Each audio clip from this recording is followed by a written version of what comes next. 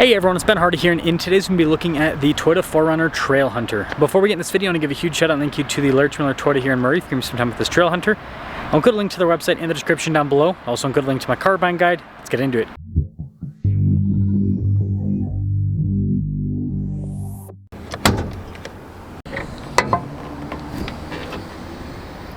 Under the hood we have a 2.4 liter turbo 4-cylinder powered to a hybrid and an 8-speed.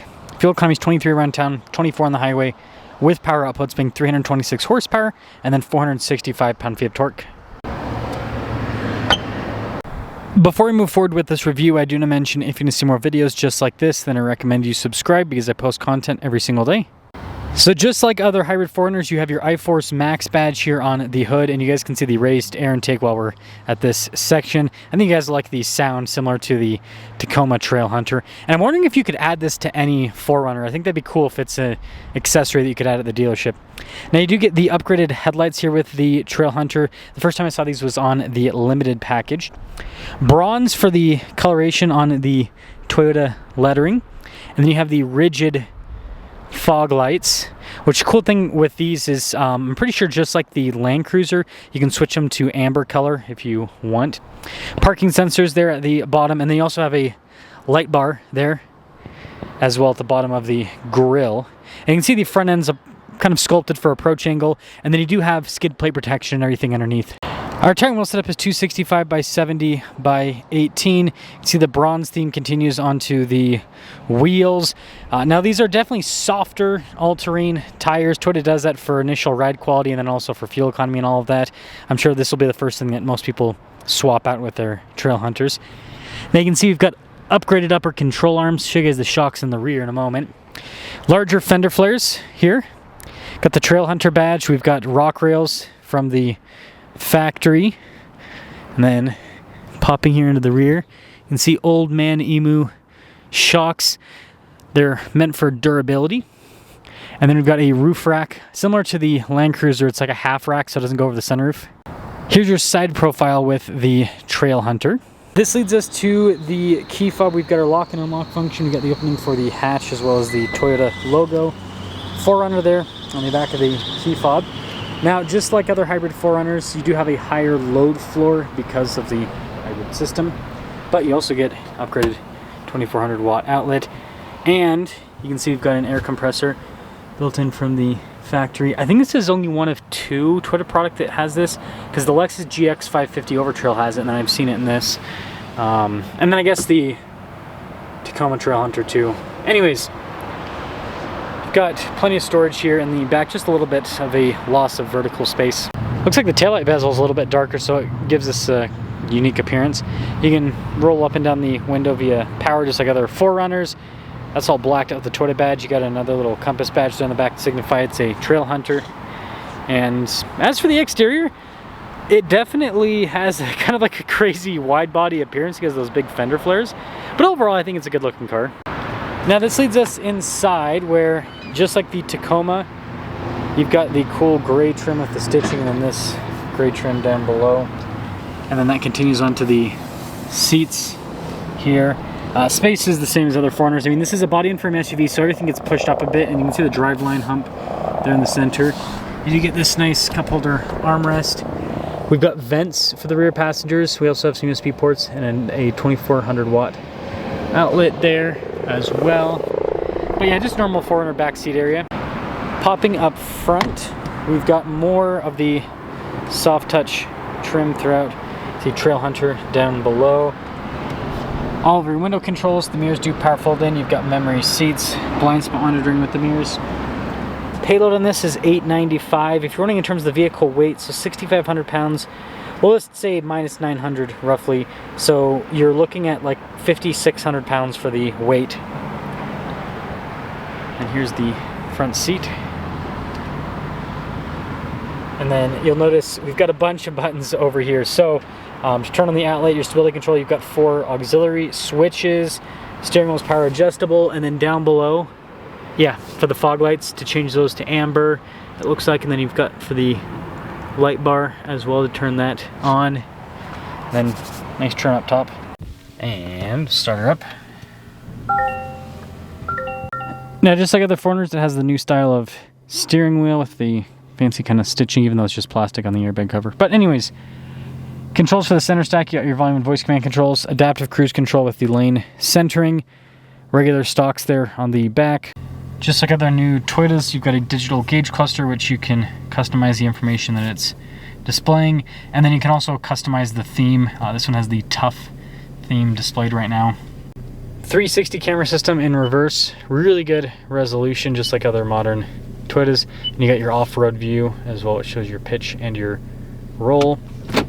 And then as for the rest of the infotainment system, shortcut bar here on the side, it's the same as the other units. It's just a larger screen here with the loaded up 4Runner. That's cool with the lettering. And then you got storage above the glove box, more of the nice trim on the glove box itself. Heated and ventilated seats, heated steering wheel. You've got dual zone climate. You got these nice kind of rugged feeling controls. Wireless phone charging pad. You got some USB ports here. Shifter for the 8-speed.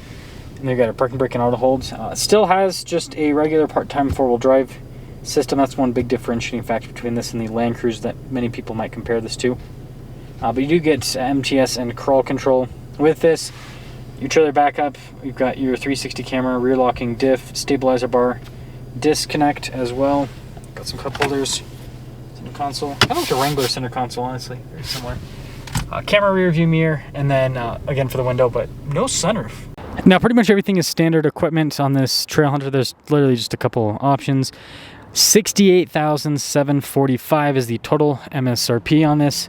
So pretty similar in price to a Land Cruiser Premium. I'll try to get a comparison. I won't be able to do it today. I forgot to bring my Land Cruiser up here, sadly. Anyways, I'll try to get a comparison down the road when there's another Trailhunter, but let's sum things up. Well, we are doing this for one reason and one reason only. You can even hear it, like, as you start the engine, you can hear it like just pulling in the air at idle. And if you just rev it a little bit, it'll do the air thing, but I'll get you guys a little bit of a go so that you can kind of hear. But yeah, I just wanted to take this time to kind of give my thoughts on the Trailhunter. Someone who has been living with a 250 Land Cruiser for quite some time. I'm actually about to do the year review on that at the end of this week. So this is like no throttle at all. You can see that it's very...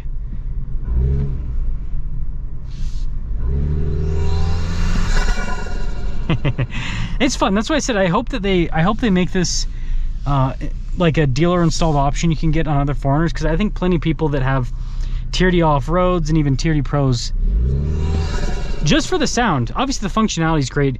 What the raised air intake does is it allows for air to be cleaner that comes in if you're in a dusty environment. It's not, a lot of people think that it's like a snorkel. Very few cars actually have snorkels. Most of them, it's just a raised air intake. Now, the hybrid powertrain is going to perform the same. When it comes to these shocks, honestly, I think the one that's going to feel the most unique, that is incredibly loud. I mean, I've got the window down, obviously, but it's kind of cool. The one that's going to feel the most different is the Tier D Pro. Old Man Emu's suspension feels very similar to, you know, just the regular old Bilsteins that you have on the Tier D off-road. Again, they're shocks that are meant for lots of... It's so fun. They're meant for lots of abuse over long term. Basically, like, if you get the Tier D Pro, it's gonna have better performance. Okay, I'm gonna roll up the window so you guys can hear me. It's gonna have better, the Tier D Pro is gonna have better performance on like a quick trip, but then those shocks are gonna have to be rebuilt after, I mean, not a super short period of time, but if you really use the vehicle, I mean, Fox shocks, you sometimes have to rebuild them after, you know, 30, 40,000 miles. If you're lighter on them, then you can, you know, get up to, you know, 60 to 80,000 miles out of them. Whereas, you know, a set of shocks like this, yeah, the performance isn't going to be as good, right? The dampening isn't going to be as good, but I mean, you could literally get hundreds of thousands of miles out of these shocks. So it's kind of like durability and longevity versus performance. But yeah, in terms of the feel, I mean, it doesn't drive too different than a Tier D Pro. Or sorry, not Tier D Pro. Tier D Off-Road. Forgive me, I'm still kind of recovering. So my mind is like 50% there. That's why I didn't bring, if I was all the way there, I would have brought my Land Cruiser today and done a comparison. And then in terms of comparing this to the Land Cruiser, yeah, I do think it's different enough. There's a lot of crossover, obviously. Land Cruiser suspension's probably a little bit more comfortable. Full-time four-wheel drive system's a big difference. And the interior obviously is just, this is a nice interior, don't get me wrong, but the Land Cruiser has nicer materials, like even the dash is soft touch, whereas this is just plastic, which a lot of you won't even care about that, but there are some distinctions with it. And it has a sunroof if you get a premium. So a few more features from that perspective. But let me guys think about the new Trailhunter. I think this is really, I mean, obviously the air intake's really cool. I think this is a great package for people that plan on keeping the 4Runner. If you're going to off-road and you're going to keep your 4Runner for a really long time, this is like the durable package. The Tier D Pro is the performance package. Again, I haven't reviewed one of those yet, but I've reviewed the Tacoma Tier D Pro, so I kind of have an idea. This, though, is the package you get if you're looking for, and I'm not talking about engine and transmission. I'm talking about like suspension components and everything. This is the type of vehicle that you just abuse the crap out of the suspension for hundreds of thousands of miles, and it does it. That's what this is built to do. So let me know your thoughts.